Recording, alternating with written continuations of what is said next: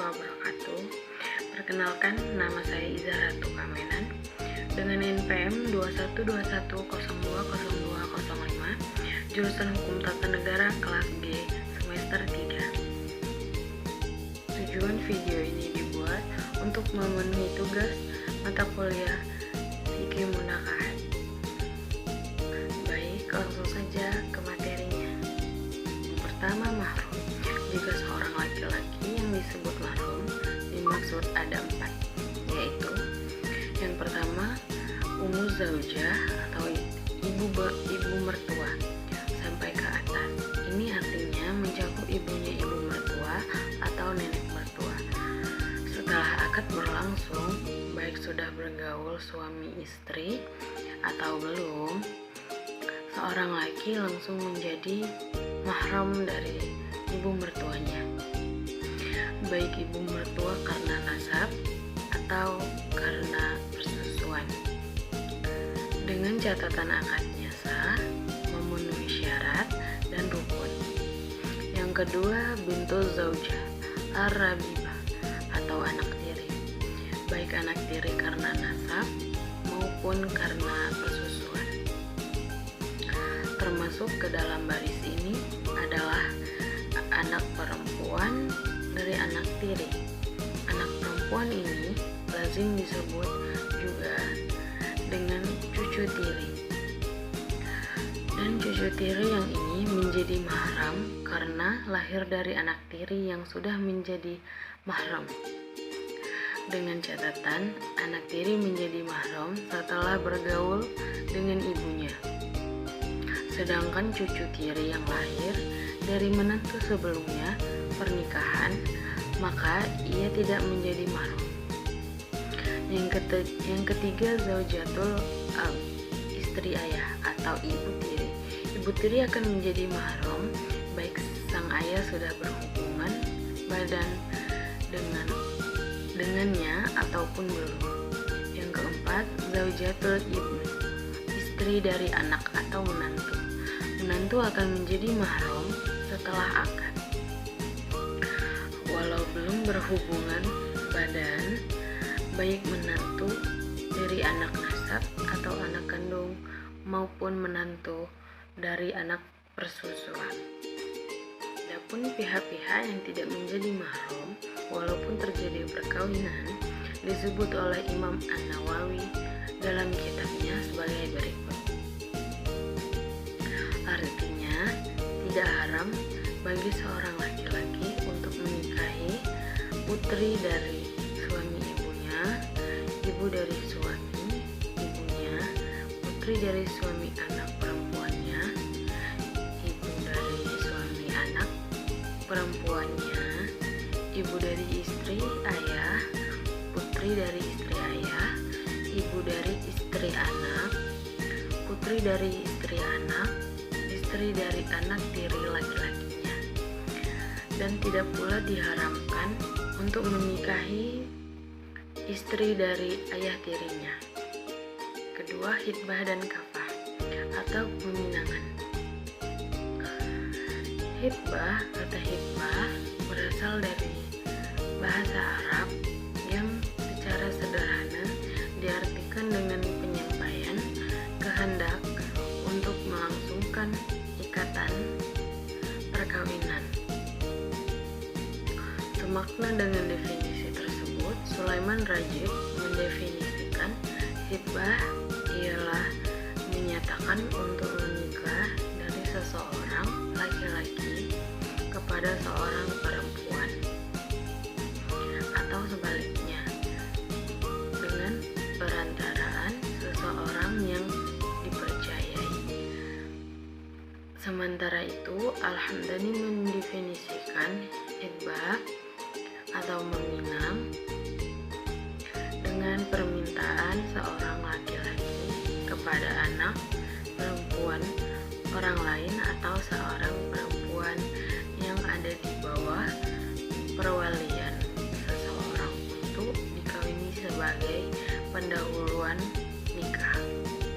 Mengenai status hukum hitbah terjadi silang pendapat di kalangan ulama.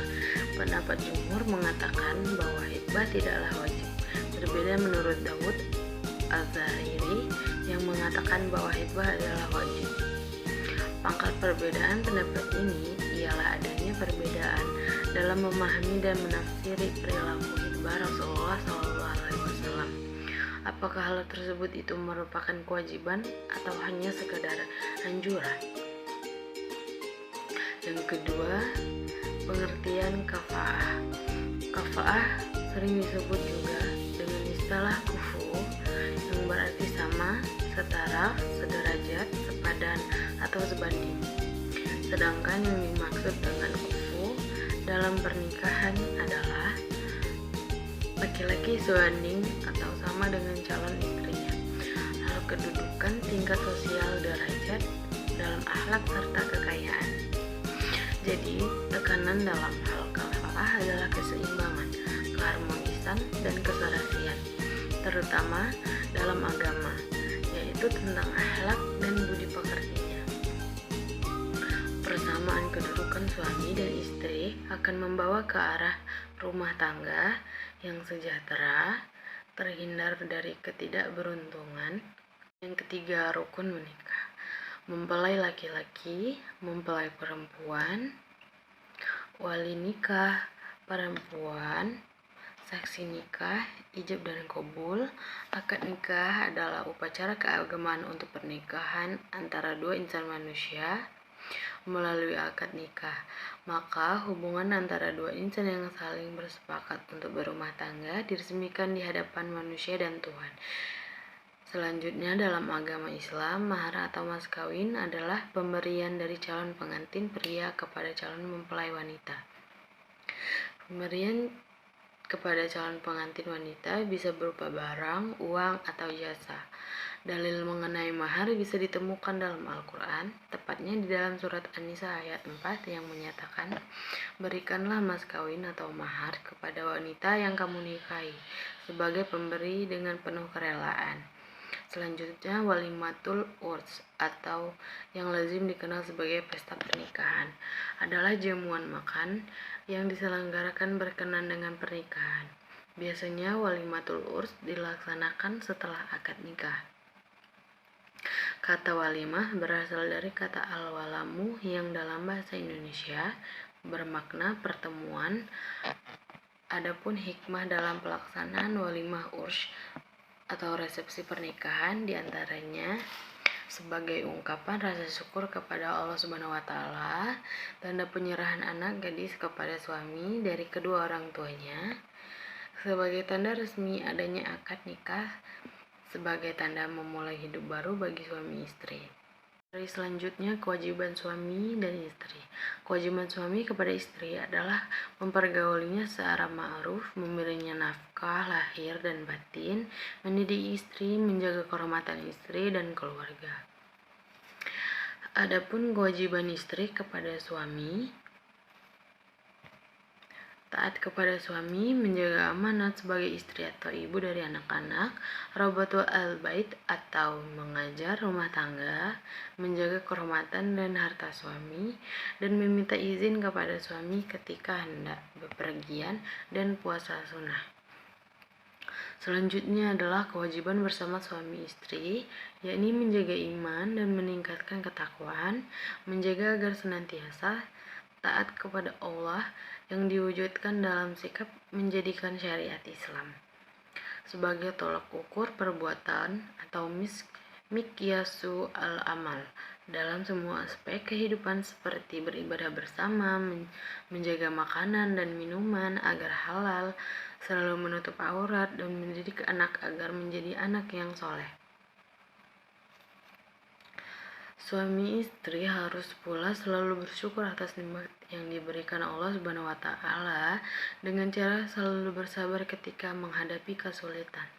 Tawakal bila mempunyai rencana, selalu bermusyawarah dalam menyelesaikan persoalan, saling mengingatkan dalam kebaikan, mempererat tali silaturahim dengan keluarga suami istri, dan lain sebagainya.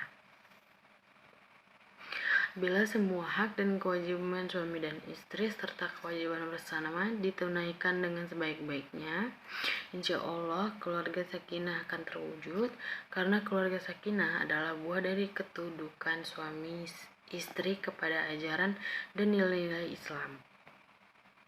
Yang kedelapan, idah atau waktu menunggu.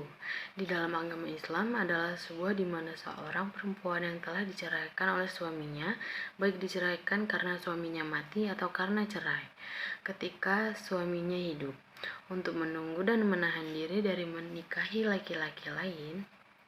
Tujuannya adalah untuk menjaga hubungan darah suaminya. Dikhawatirkan seorang wanita sedang mengandung saat akan menikah lagi, sehingga anaknya menjadi anak pria yang dia nikahi. Terkecuali perempuan usia 35 tahun ke atas dan memang tidak bisa hamil lagi, perempuan tersebut tidak memiliki masa idah. Seorang perempuan yang sedang dalam masa idah disebut mu'tadah.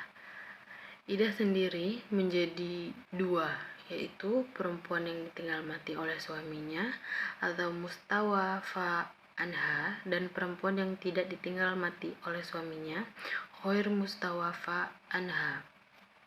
Yang kesembilan, talak. Dalam bahasa Arab, talak dalam syariat Islam adalah memutuskan hubungan antara suami istri dan ikatan pernikahan yang sah menurut syariat agama. Kategori hukum tradisional utama ialah talak, hul talak. Dilihat dari segi cara suami menjatuhkan talak pada istrinya. Talak dibagi menjadi dua, yaitu talak sunni. Talak sunni adalah talak yang dijatuhkan suami pada istrinya dan istri dalam keadaan suci atau tidak bermasalah secara hukum syara, seperti haid dan selainnya. Yang kedua, talak bid'i, talak yang dijatuhkan suami pada istrinya dan istrinya dalam keadaan haid atau bermasalah dalam pandangan syar'i. Yang ke-10 adalah rujuk. Rujuk adalah bersatunya kembali sepasang suami dan istri dalam ikatan pernikahan. Jika seorang suami memutuskan untuk rujuk dengan istrinya, keduanya tidak perlu melangsungkan akad nikah. Ada beberapa syarat yang menjadikan merujuk adalah sah. Istri yang ditalak telah disetubuhi sebelumnya. Jika suami menceraikan istrinya yang belum pernah disetubuhi, maka suami tersebut tidak berhak untuk merujuknya. Ini adalah persetujuan atau ijma para ulama. Talak yang dijatuhkan bukan merupakan talak raj'i, talak yang terjadi tanpa tebusan. Jika dengan tebusan, maka istri menjadi talak bain atau tidak dapat merujuk lagi istrinya. Kemudian merujuk untuk rujuk dilakukan pada masa menunggu atau masa idah dari sebuah pernikahan yang sah. Jika masa menunggu atau idah istri telah habis, maka suami tidak berhak untuk merujuk. Ini hanya merupakan kesepakatan atau ijma para ulama fikih. Itulah tadi penjelasan dari saya dengan apa yang sudah saya pelajari di dalam mata kuliah fikih munakahat. Kurang dan lebihnya saya mohon maaf. Wassalamualaikum warahmatullahi wabarakatuh.